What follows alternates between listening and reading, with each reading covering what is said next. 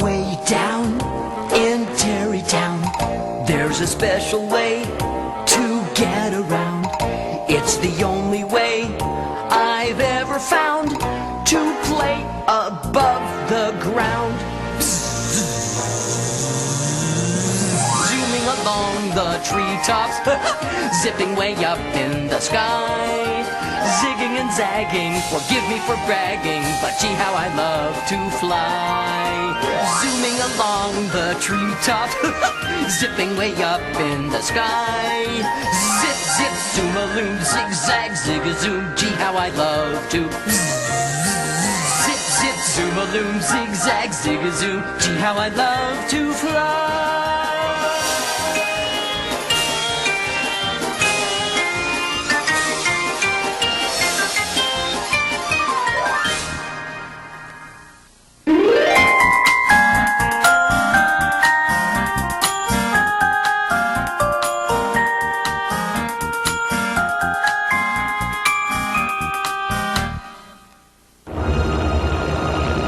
Big Jake had been in the air less than 5 minutes when he heard a strange whirring noise and then felt an unpleasant throbbing in his right wing.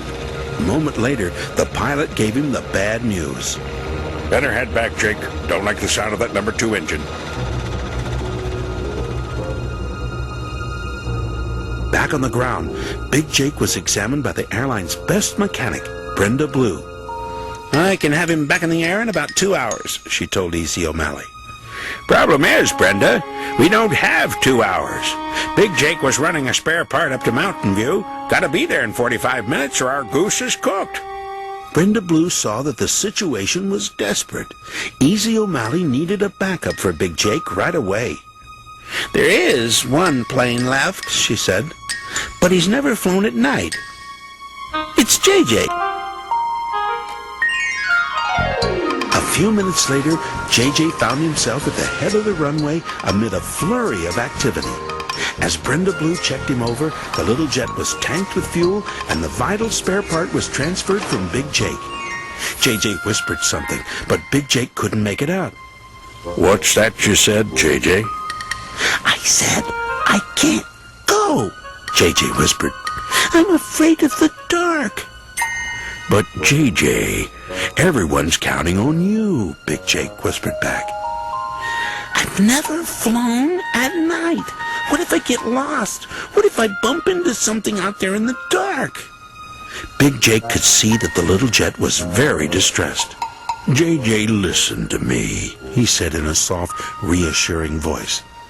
Before I first flew at night, I felt the same way you feel. But after I did it once, I learned I could do it. And believe me, you can do it too. "Do you really think so?" I know so. You're a good flyer, JJ, and one day you'll be a great one.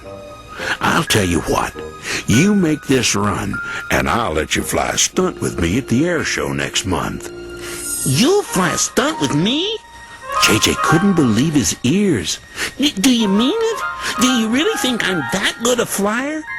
You bet I do, said Big Jake, and he meant it too. All clear for takeoff. JJ was so thrilled by Big Jake's vote of confidence, he climbed into the night sky, forgetting all about his fears. The little jet gazed down at the airport and was surprised to see how beautiful the lights looked from the air. Heading into the valley, he passed over Lightning Bug Lake, which glowed like an oasis of flickering neon in the vast darkness. Then he looked up and saw that the sky was filled with millions of stars. He saw twinkling stars and shooting stars, white and blue and silver stars, bigger and brighter and more sparkling than they had ever looked from the ground. "Ooh, how pleasant it is to fly at night," he thought. A few miles from Mountain View Airfield, JJ saw something he will never forget. Just above the snow-capped mountain peaks, a silvery crescent moon hung in the sky like an enormous smile. As he began his descent, JJ's smile was almost as big. On the ground in Mountain View, the airfield manager talked to JJ as the spare part was unloaded. Nice work, kid. We appreciate it, The manager said. Better head back straight away. Big fog's rolling in. They say it's going to be thicker than pea soup out there. As JJ returned across the valley, he was once again captivated by the beauty of the night sky. The moon smiled an enchanting smile, and the stars winked and beckoned. He could not resist. Racing up to join the stars, he shouted with joy, "I'm JJ, the night bird!" And with the grace of a ballet dancer, he soared and sailed and circled and glided in the glittering, glistening, glorious starlight. JJ didn't know how much time had passed when he first noticed the soundless haze that had moved in all around him. Within moments, all of Tarrytown Valley was covered by a dense fog, and it was getting thicker by the second. JJ could no longer see the stars or the moon or the mountains or anything at all, except the fog, and he became hopelessly lost. The hour was getting late, the fog was getting worse, and back at Tarrytown Airport, Easy O'Malley, Big Jake, and Herky were very worried about JJ. He should have been home by now. They say he left Mountain View almost 2 hours ago, said Easy O'Malley. Big Jake looked grim. I'd better go find him, he said, gazing out toward the valley.